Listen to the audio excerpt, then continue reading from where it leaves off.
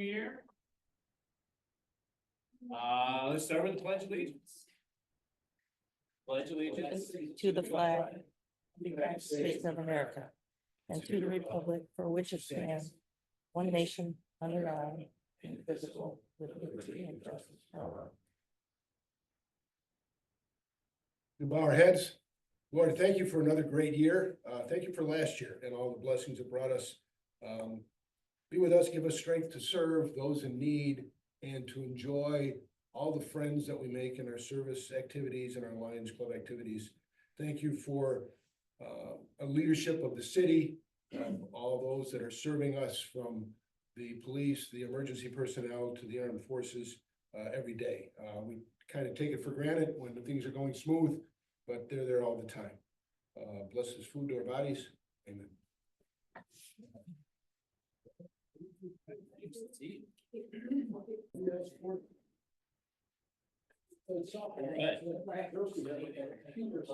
All right, everybody. I don't know if you can hear me on this thing. Yeah. Gary got this fancy new little microphone for us. So, I'm just gonna rattle off a few announcements. First off, Happy New Year. Thanks for being here. We got a great speaker today. Chief of Police is here.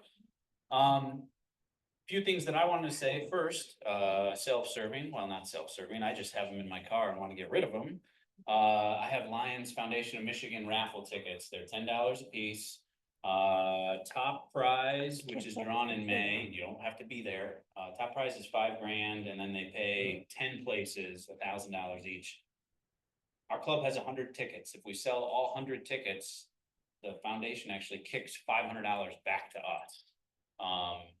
And of course, if you win, or you can fill it out for anybody you'd like, you can give them as a gift, anything like that. Again, you don't have to be present to win. They'll call you, and if they can't read your handwriting, they'll call me and say, who did ticket number 12849 go to? So I assure you, if you win, you'll get your money. And this isn't until, I think it's due in March. So I got them for a couple months. So hit me up if you want any tickets. Couple other announcements. Do we have a service project scheduled for January? Okay, Not yet. Okay, I didn't see one, but I thought I'd ask. I know this is further out, but Drive for Vision date is June 16th, Monday, June 16th. So you can mark your calendars for that. Must be the Jamie 35th. 36th annual. It's right in that ballpark now. First one was 88, I think. Now we're 37. Okay, mid-30s anniversary. I also know the district convention is in Mount Pleasant, March 21st and 22nd. If you're interested in going, ask Cheryl for more details, but it sounded like $99 gets you all the meals for a couple days, and the lodging is at the Comfort Inn in Mount Pleasant. All sorts of speakers. A deal of $110 a night. $110 a night for the hotel. If you'd like Right to by the stay. casino. But route through Cheryl first to make sure you get signed up properly.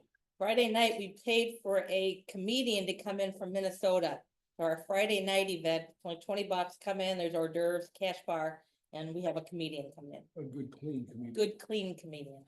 That's where they all come from, Minnesota.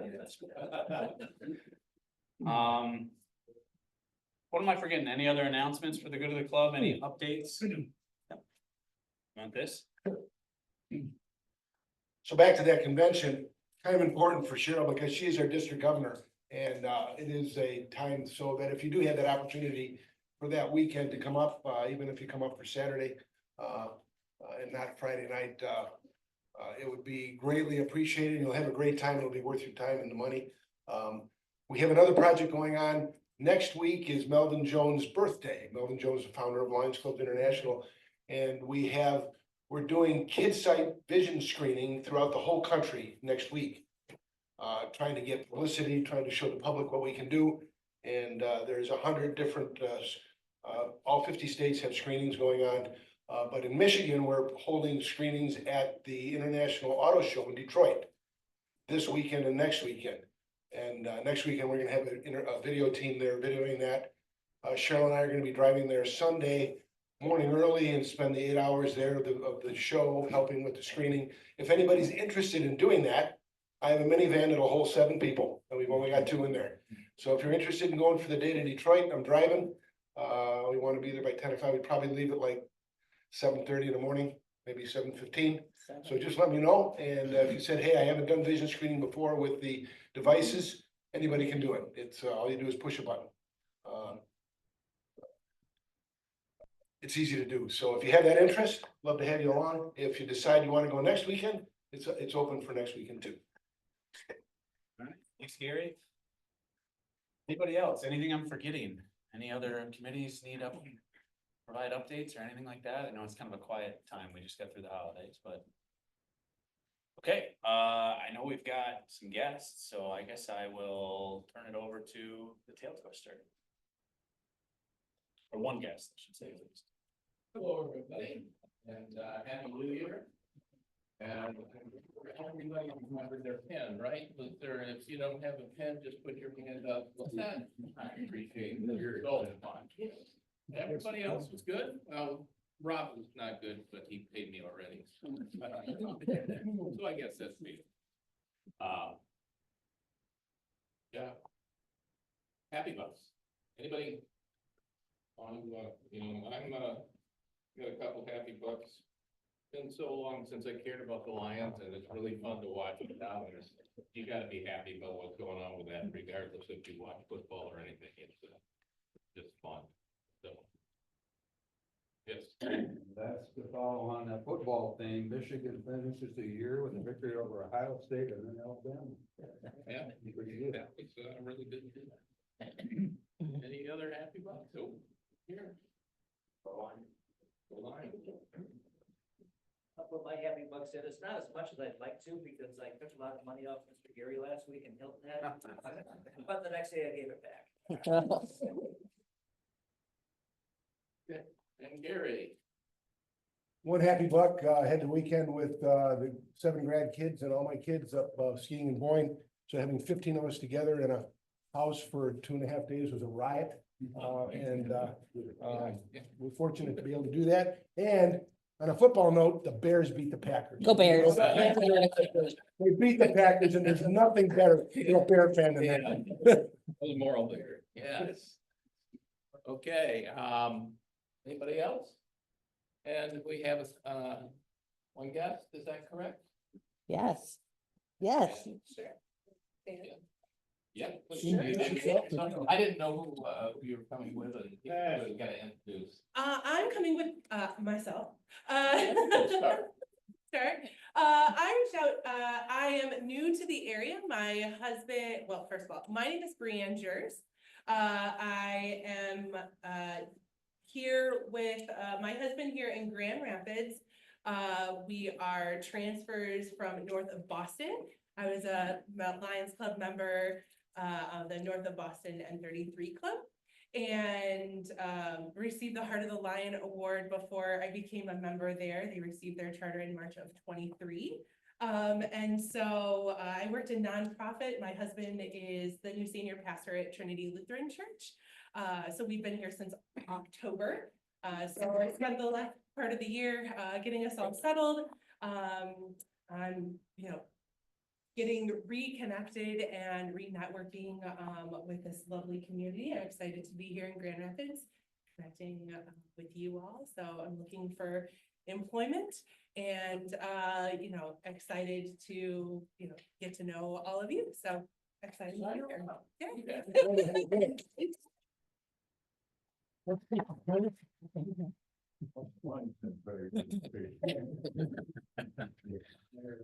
No other guests. Please, can we go to the raffle? It's a legal raffle.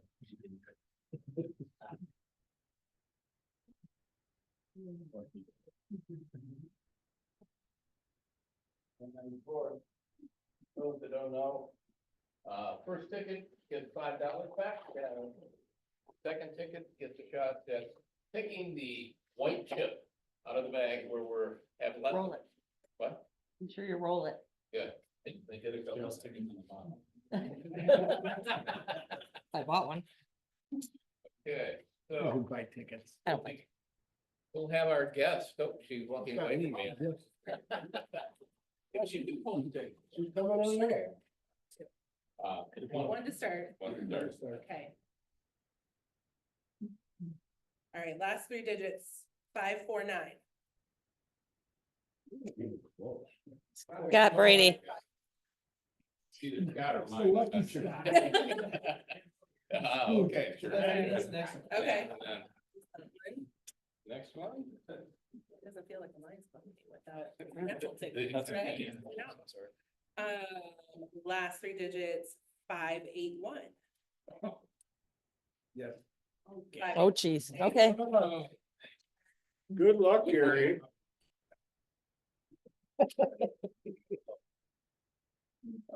You? Me. You see, yeah, we'll drop it in. Where was that? Where was that? I'll give you a half. I'll give you a half. Okay. His head? Oh. Sorry. You? Thank you. All right, thanks, Jamie. As I think everybody here probably knows, there's a guy in uniform over here. We've got the pleasure of having Chief of Police for Grand Rapids, Eric Winstrom, here today to speak to us. Eric has been Chief of Police here for almost 3 years now. He hails to us from Chicago, but I didn't hear born, but grew up in upstate New York and attended school there. So I'm gonna give Eric the balance of the time here.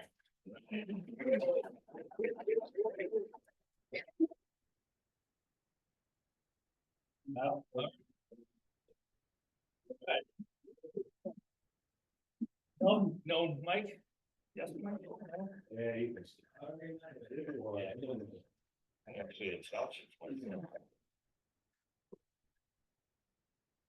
Walk around with it for a little while. Thanks, Kyle. And I was here January 3rd, 2023. So 2 years. It took you 2 years to invite me back. And I'm trying not to be insulted by it. So I've spoken it here before, and some of you, there's some familiar faces here. So some of you have heard me speak, and I was struggling with I never want to be unoriginal. Doc, I think you saw me like 4 times now, so you already know. You could probably say what I was gonna say.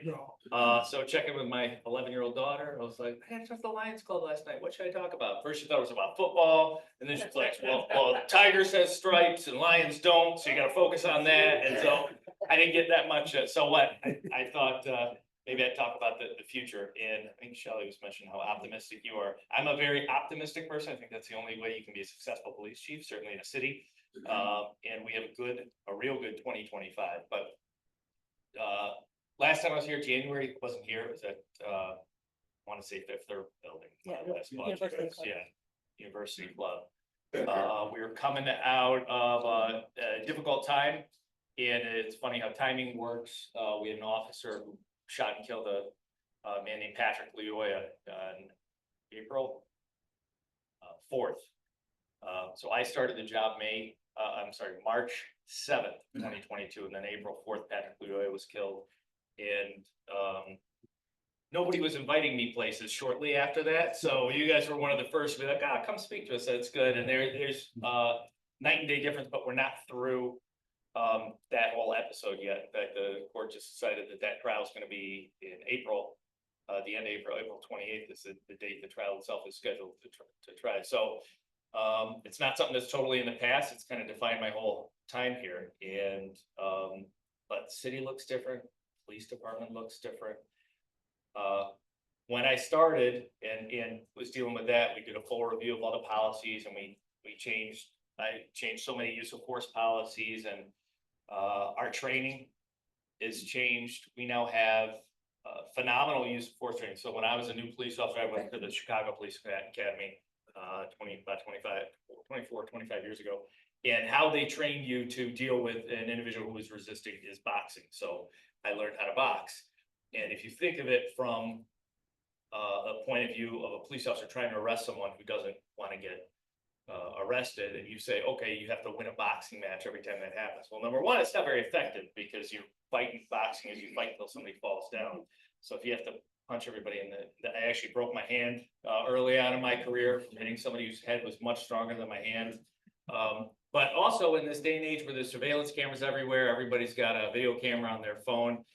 It doesn't look good to see officers hit, and a lot of times you'll see these viral videos. It's like, oh, there's a police officer punching somebody, obvious police brutality. So in 2022, about the time I spoke to you guys, would have been right before that, we switched to Brazilian Jiu-Jitsu training, which is new to our profession. Now it's kind of taken over, but we've done any Brazilian BJJ people here? No, okay.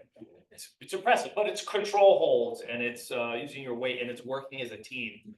So now 95% of the time, 99% of the time, probably, when you see my officers out facing someone who is resisting them. In fact, I even changed the name of the policy. The policy used to be called the use of force policy. Now it's the response to resistance and de-escalation policy, because you want to focus on those. It's not, now when do I use force? It's how do we avoid using force is the most important thing. So when you see officers in Grand Rapids now making an arrest, you might see 4 people arresting one person, but you're not going to see punches thrown. You're going to see grips and holds. And what that's equal, there's a lot less injury for not only officers, but people aren't complaining. Little known fact, when I took over here in 2022, I kind of was sold something that wasn't true. I was kind of sold this idea that I was inheriting a rogue police department that was always violating people's rights, and they were so heavy-handed and excessive force. And having come from Chicago, where I've literally testified for the FBI, I've put police officers in prison. I've arrested probably 5, maybe 6 police officers myself for felony crimes. I understand what it is I understand that bad cops exist in the world. We employ humans, so we have a lot of bad humans. Some of those find their way to the police department. So I was like, I'm the right man to clean this department up. And I get here, and the truth is, you know, we have more we have more complaints, police officer to police officer, and not in a confrontational way. It's, hey, Cheryl, I'm like, you got me. I know you saw when I mishandled this equipment. I know you have to write that up, and that's okay. These officers take pride in holding each other accountable. Statistically speaking, we have less than 1 civilian complaint a week. We have more than 1 internal complaint a week, and it's usually equipment violations, things like that. But I inherited this squeaky clean police department, which had a huge image problem.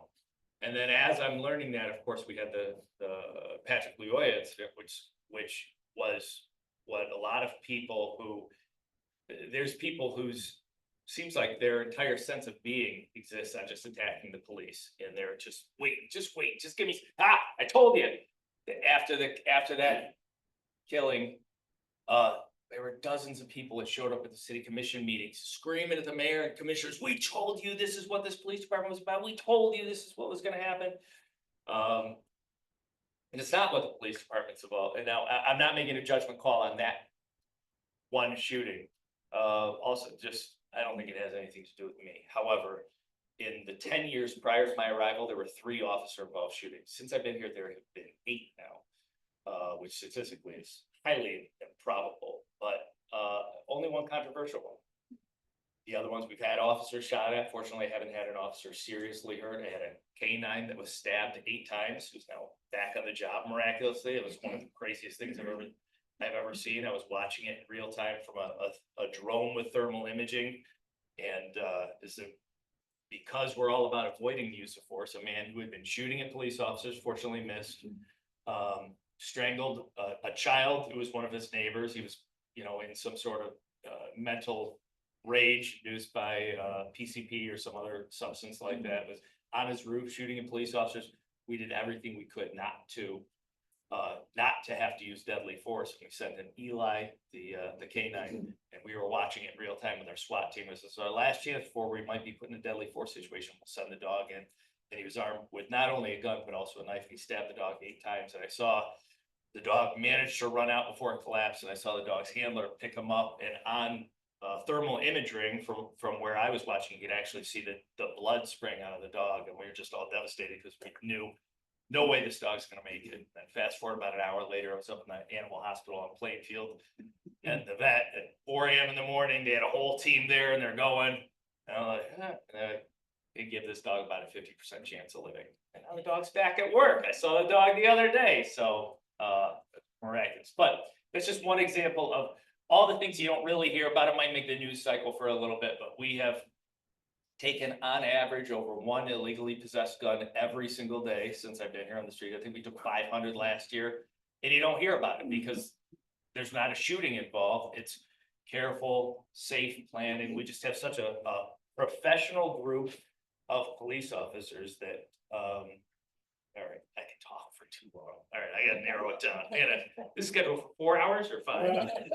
All right, so To my better there's enough about time. the past. Let's talk about the future a little, but we made all the changes and talked about the policy changes, the requiring de-escalation, requiring if you're gonna use deadly force, you have to go from the lens of, is it necessary? And that's something that we haven't always, there's this famous case, Graham versus Connor, which says, you know, is it reasonable? Is it objectively reasonable to an officer? That's all good. That's in the civil world, but really I want my police officers on the street thinking, do I have to pull the trigger? Do I have to do it right now? Is there nothing less that maybe can do?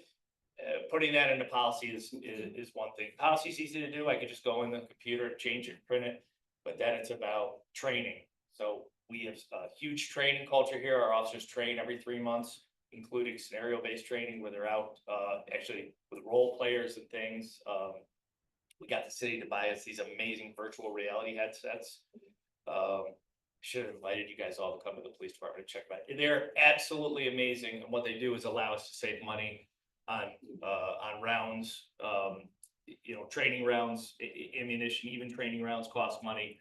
But it can be a blizzard out, and we can throw these virtual headsets on these people, and I've tried it, and it is really difficult to go between real life and that, and really have your brain not think that you are living that reality. And in that system, you can put in, we're gonna have an autistic man armed with a machete in there, plug this in and see it, and it's a fantastic training. So not only do we embrace the training culture, but we have that we have the city behind us. The city has not always been behind us. When I got here early on, we were shorthanded. I don't know if everybody's been downtown lately, but if you think about what downtown looked like in the summer of 22 and what it looks like today, is a difference. And part of that is because of support that the city has given the police department. Because we have a unhoused community in our city, which goes between about 500 to 1,000 point in time contact throughout the year, depending on situations. And I'll tell you, it's one of the safest homeless communities, I would say, across the country. Certainly different culture in our homeless community here than in Chicago. And what I found is when we just went out and communicated expectations, this is acceptable.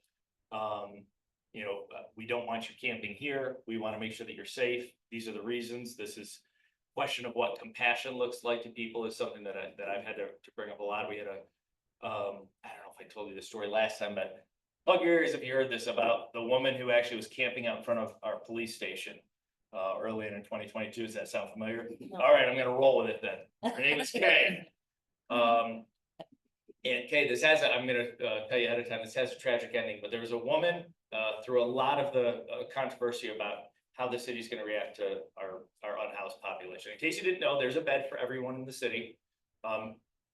Mel trotters and dégagés, et cetera. And if you, like I do, spend a lot of time with our unhoused situation, and you talk to people, you'll see there's a lot of reasons they don't want to go to Mel's or dégagé or some other place. And part of it is because of rules. We have a lot of people that have left the foster system as children and then entered the adult foster care system that don't want to follow by rules. That they'll, you know, you get a 20-year-old, and I'm like, hey, you know, what are you doing out here on the street? And they'll say, well, I got a girlfriend. I can't live with a girlfriend in my foster home. I can't live with my girlfriend at, you know, Mel's or dégagé, so I'm out on the street. Or I want to smoke weed. Everybody else can smoke weed. Why can't I smoke weed? Well, I can't if I go here. Or I want to drink. Or I want to I mean, like, I want to be like every other 20-year-old. So there's a lot. Obviously, there's a lot of mental health problems. Early on, when I got here, we had 4 officers assigned to the homeless outreach team, which was created because of the pandemic. We really wanted a way to get out and say, hey, you might not have cable, but you gotta know all about COVID and all these precautions you gotta take. So I had 4 police officers. Well, in the meantime, people were looking at downtown, people were looking at the crime rate. We had over 20 murders in 2022 when I was here. 38, by the way, in 2020 is a historical high, I believe, for the city. And we had 13 in 2024, so we're trending in the right direction. But we had to make some hard decisions. I pulled all my officers off the homeless outreach team because I needed those officers to answer 911 calls, and we just didn't have enough. The city had 396 police officers back in the year 2000, and back in 2022 we were down to 267. So my math, 132 less than we did 22 years previous. And you can see it. You can see it from what the city looks like. But amazing professional police department. Man, I have so much I want to talk to you guys about. Let me just say, the culture's changed. I want to talk. So it's easy to make policy changes. It's almost easy for me to make training changes because we have such a solid training system in place, training culture. But the culture is the most difficult thing to change in policing. There's 2 things cops hate, and that's the way things are and change. So they don't want to do, they complain about everything, and how do you do it? And part of it, one of my favorite Chicago sayings is, if you can't change the people, change the people. Which means get rid of some people. Okay, so I'm not a mean boss or out firing too many people, but I did make it clear to my command staff. I said, hey, this is gonna be a culture change.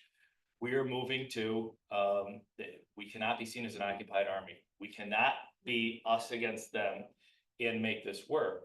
We have to go by the golden rule, modified golden rule, because it's like, treat people like when you respond to a 911 call and you arrive, treat that family that you're interacting with, regardless of the situation, like they're your family. Treat them like they're your loved ones. And then I have to modify that because I think of all the times I've been somewhere, I'm like, man, if this is my son, I was smacked. But so you got to dial it back a little bit.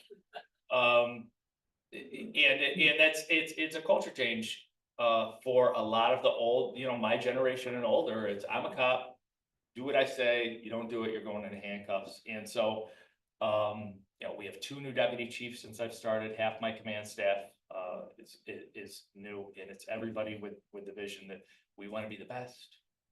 We absolutely want to be the gold standard of policing, not just in West Michigan or Michigan, but in the whole country. We want to be the best. We're headed in that direction. How should I? Oh, I should. 20 minutes. Oh, all right. And I want to take some questions, so I'll stop. Man, I can talk about this for you. All right. Everything that's going on. I know this table we're talking about the amphitheater, soccer stadium, and all the residential building downtown. I talked about having to remove people from the homeless outreach team just to respond to 911 calls to do so. Staffing was our biggest challenge. It was a huge challenge. We're down 267, and so we would poll the police academy graduates. GRCC was the big one because there were a couple classes. We got 0 people from Grand Rapids Community College Police Academy willing to even apply to the GRPD. So we got the director at the time to say, hey, can we talk to these recruits? In a room like this, and we said, okay, everybody's got a form, why didn't you apply to GRPD? And overwhelming responses, lack of support from the city. There's also number 2 was the attacks from the media.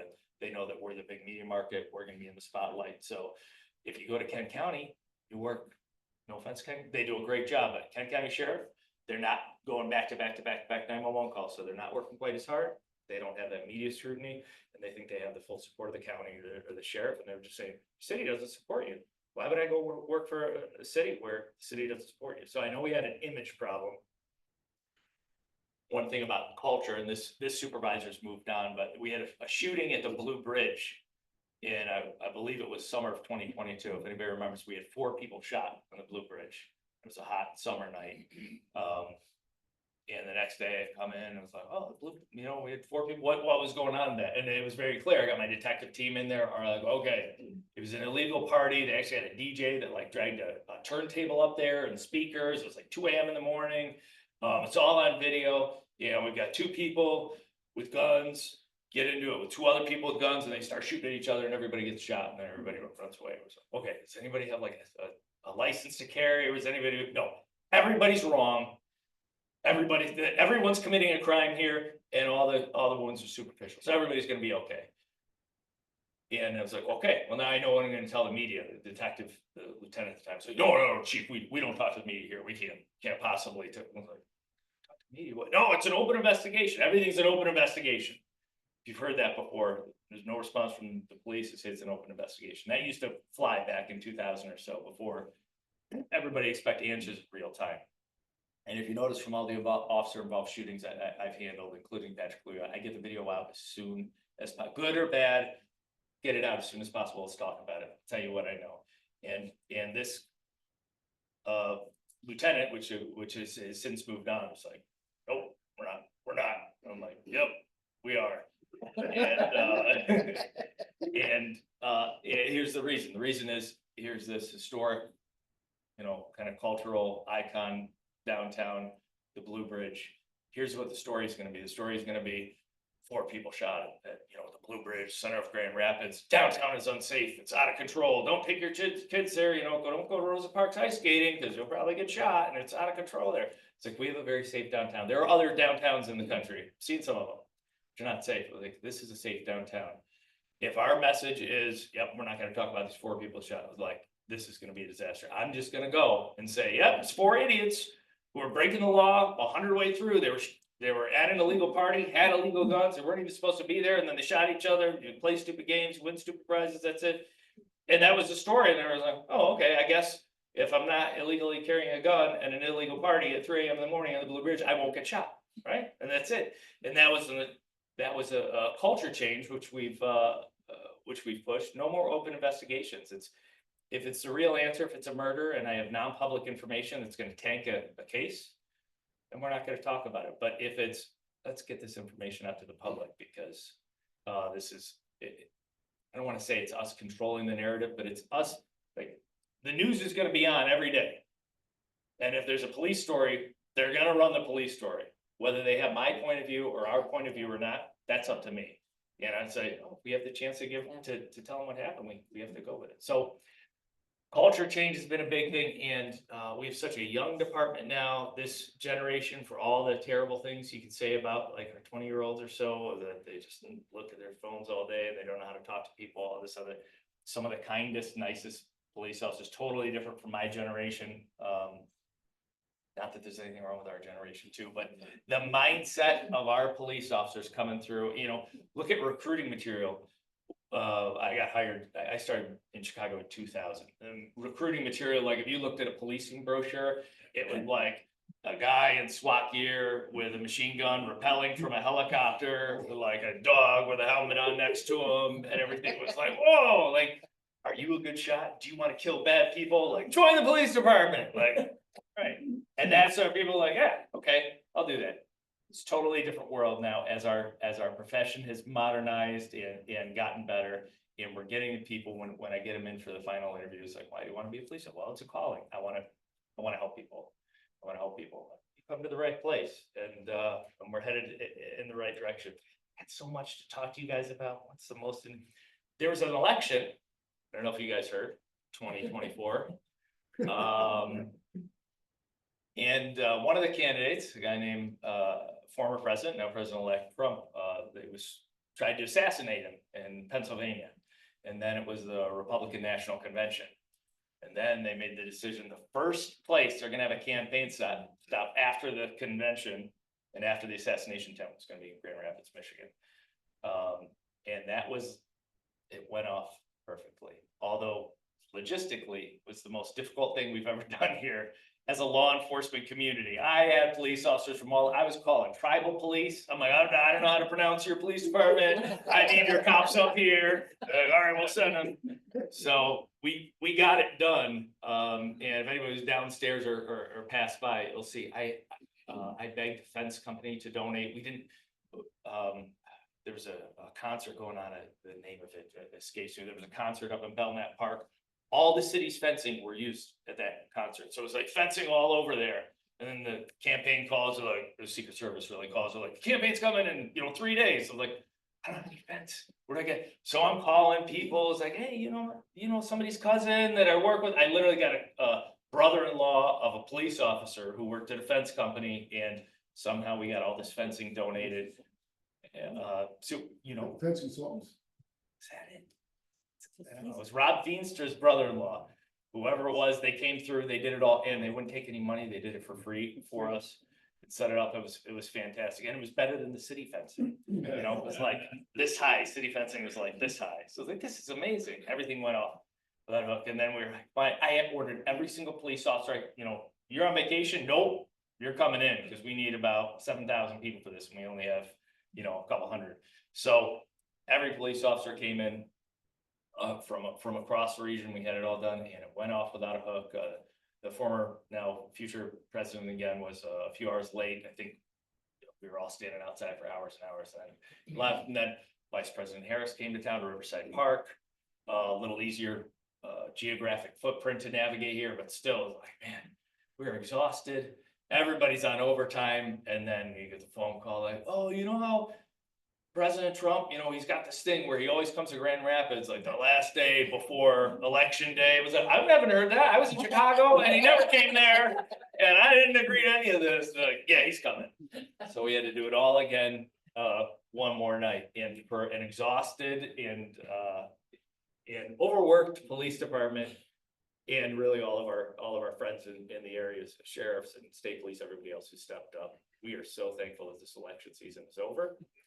And it's one of those things, kind of like 2025. I think maybe it was you, it's like, I haven't seen you in the news lately. If you don't see us in the news, like, that's good. We try to be as boring as possible at the Grand Rapids Police Department. If you don't think about us, that's success for us. No, that's good. But because you didn't hear about any of the events here and like, whoa, what, you know, some crazy thing happened, like, no, didn't hear about it. It was a ton of work, a lot of hard work, and because there was no drama associated with it, it was total success. So we got the trial coming up in April. That's going to be quite the logistical lift, but I'll tell you, I think it's going to be fine. No matter how it turns out, I think it's going to be fine. To be honest, I was hoping the trial would happen when there was about a foot of snow on the ground, because that would be easier for me to manage in case there was, you know, some sort of push for civil unrest if the verdict went one way. Challenge is going to be, obviously, if there's an acquittal. Same individuals who are protesting, pre-charging would be protesting. There's a conviction. I have a whole police department. You know, over half of my police department knows this young man, Officer Sure, former Officer Sure. And regardless of what you think about it, I mean, you develop a special bond with police officers and you become family members. So it's going to be a hit to those individuals too. There's a lot to process, but we got a great professional group of police officers, and we've got a great city that I think it's going to be over 3 years since that incident. I think we're to the point where no matter what happens, I think we're going to be okay. Key to our success: amphitheater, soccer stadium, everything. It's going to be recruiting. That's all I'm in this, and then I'll take some questions. And it's funny how things work out. I'll tell you guys this story. This isn't public yet, but I see it's probably live streaming, so now everybody will know. Okay, just record it. All right, good. Don't tell anybody. You can tell people, it's not a secret. But when I was at the time, I was a sergeant in Chicago in the Special Victims Unit, and there's a guy who lives on the north end of Chicago. His name's Gary Sherman, and he's a former Hollywood director, and directed a bunch of police movies, and then became very interested in police movies. And he created this show called First 48, and it's one of the most successful police documentary series of all times. And Gary Sherman brought First 48 to Chicago Police Department for a couple of years back. It's probably 2012 now, I want to say. They were there. They did 2 seasons there. So First 48 Missing Persons. And at the time, I was a sergeant over a team that did missing persons.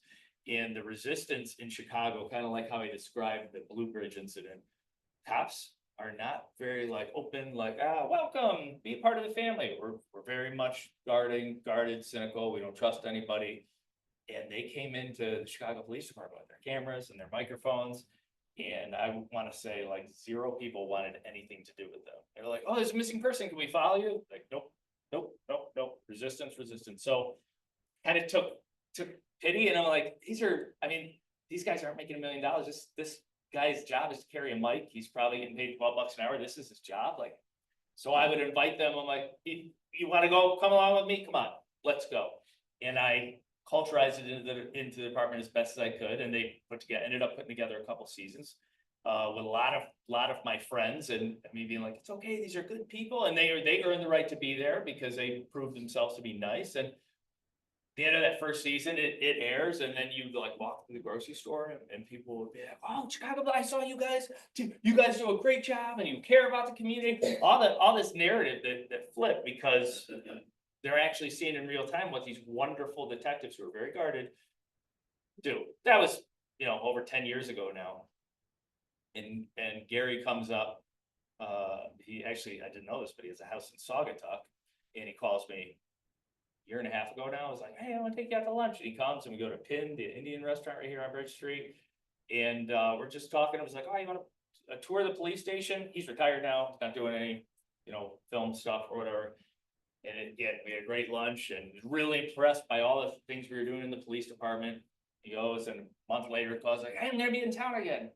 This time he came and he had a photographer friend with him, and we ate, and like, I want to come. Do you mind if we just like spend some time with you? And the Discovery Channel spent 2 guys with a camera for 2 weeks to the police department, just followed around people, met people or whatever. And he called, he's like, hey, so the Discovery Channel wants to do 8 episodes of Inside the GRPD. Are you up for this? And I'm like, really? I mean, it's a fantastic police department. From an outsider's point of view, if you guys are cops, you got to see what's going on here. Wonderful police department. So from the time of June to September, 24/7, we had film crews up, and they had like 11 hotel rooms rented across the street of the Renaissance, I think it's called. And they had an office in the police station. And so most access ever, they, just because I'm friends with the executive producer, I was like, sure, you can record whatever you want. Everybody had to get security checked.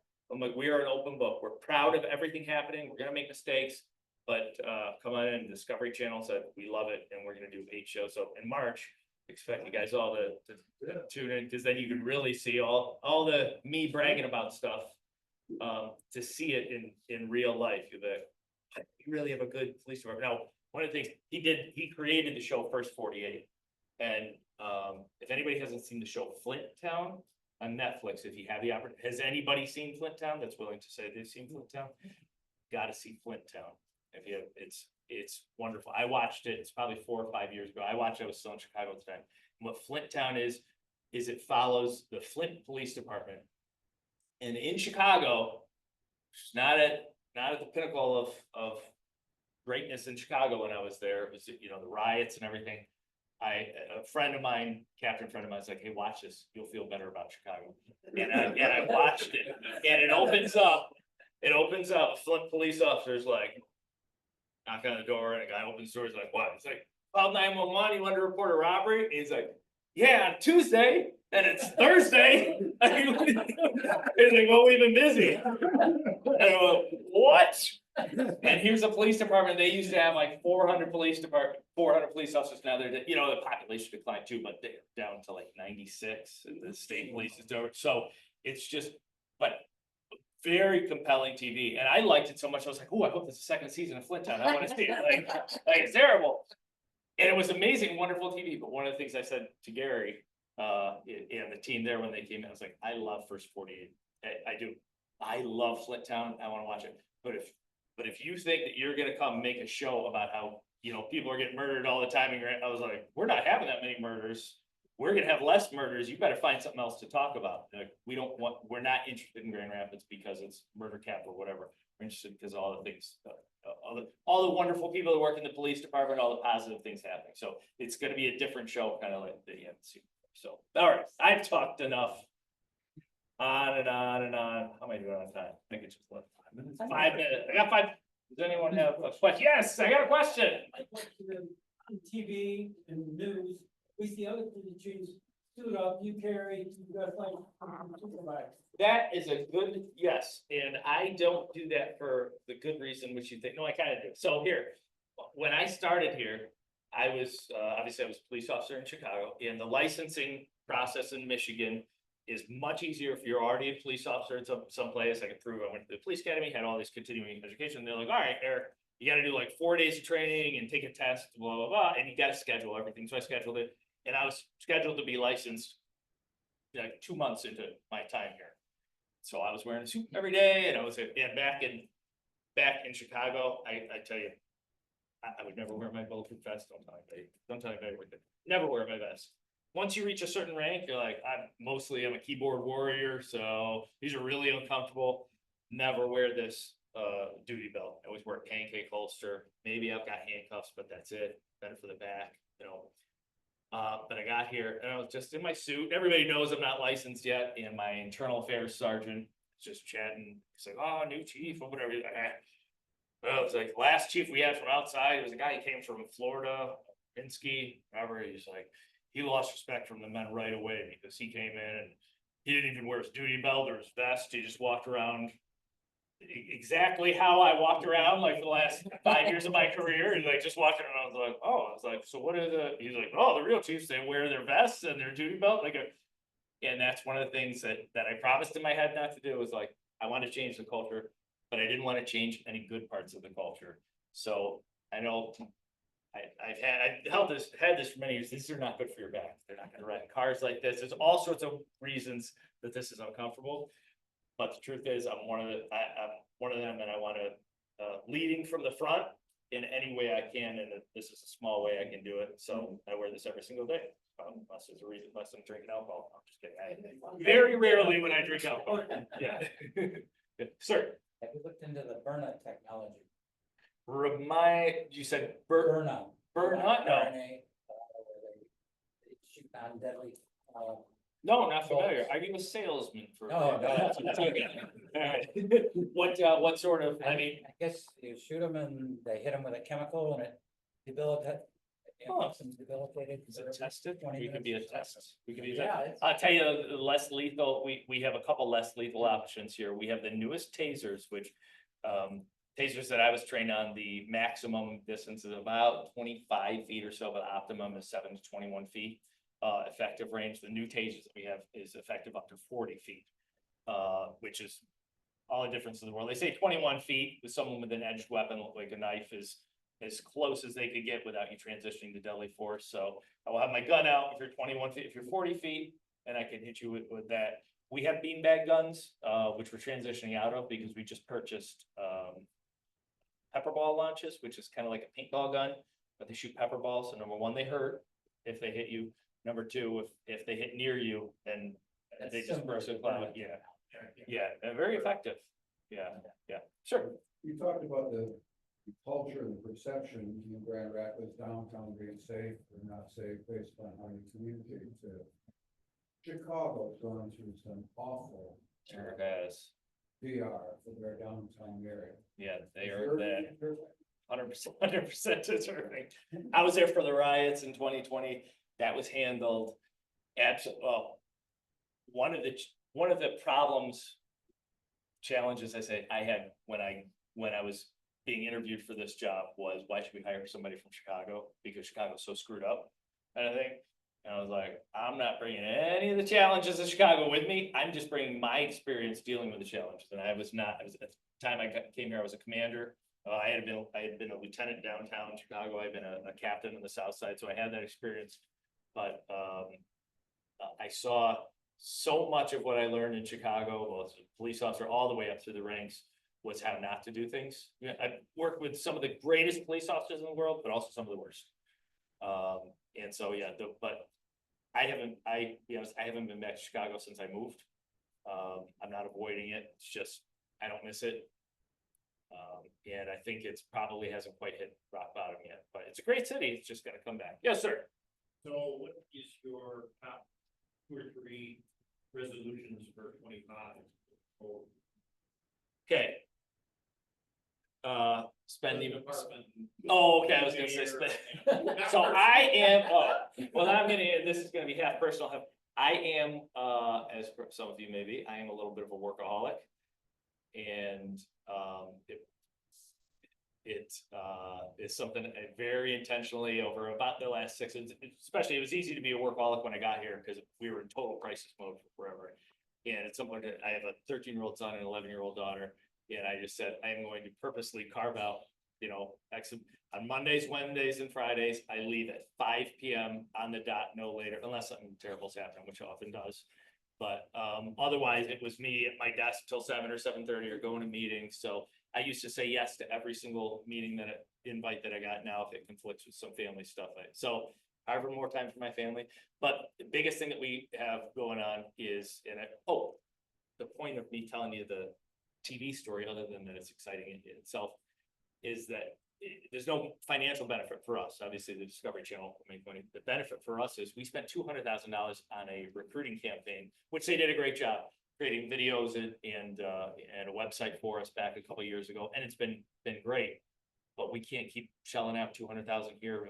We like to be efficient and save money.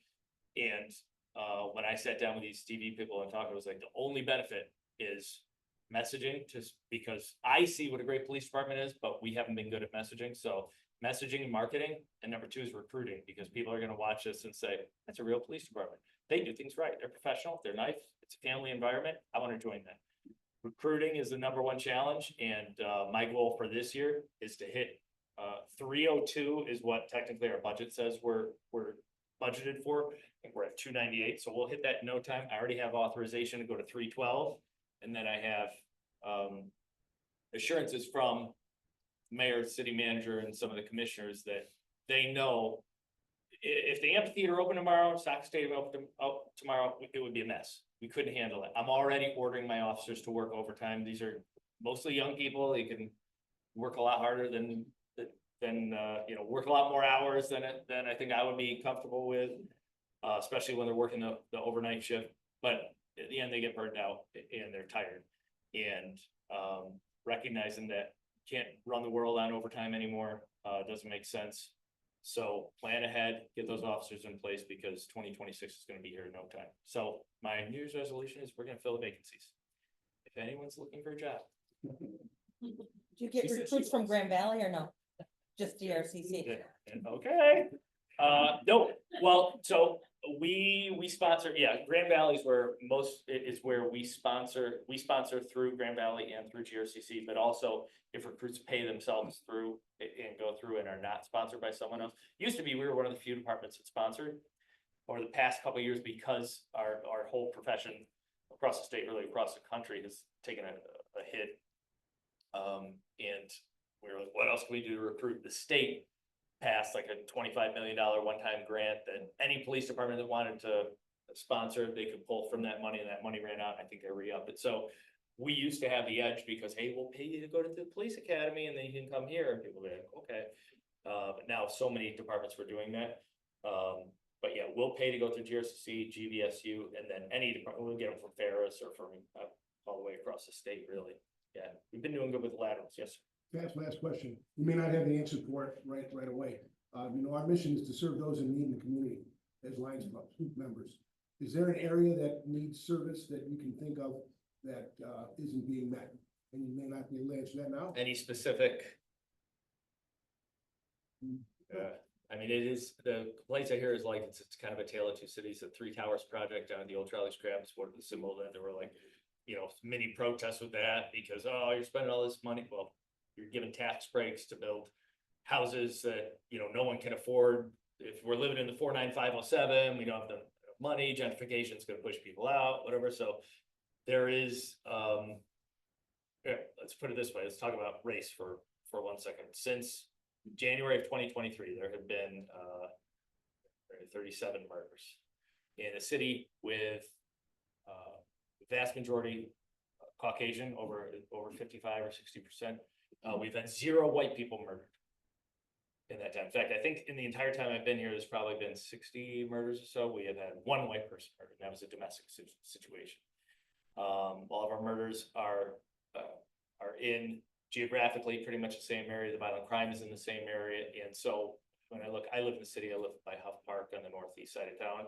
My kids can play outside. I'm not worried about stray bullets or anything.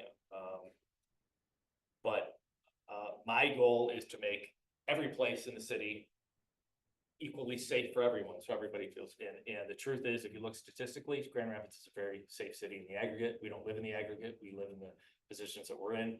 So if you look at certain neighborhoods like Boston Square, Baxter, and 49507, you'll see, oh, that's actually a dangerous neighborhood, statistically.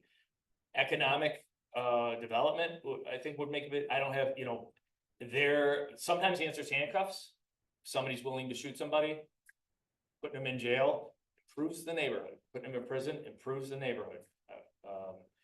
But I know that the root of these causes is so much difficult. I know there's capacity there, there's room there for people to work in areas of the more high-risk communities, but off the top of my head, anything you can do to help kids. Yep. Thank you.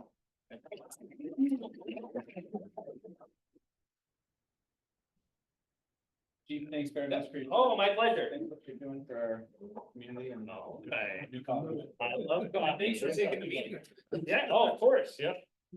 I guess I gotta give this, next meeting is, what's today? 2 weeks from now, the 21st, we got the new CEO of Mel Trotter coming in, so. I think it's true. Thanks very much. I appreciate it. Thank you.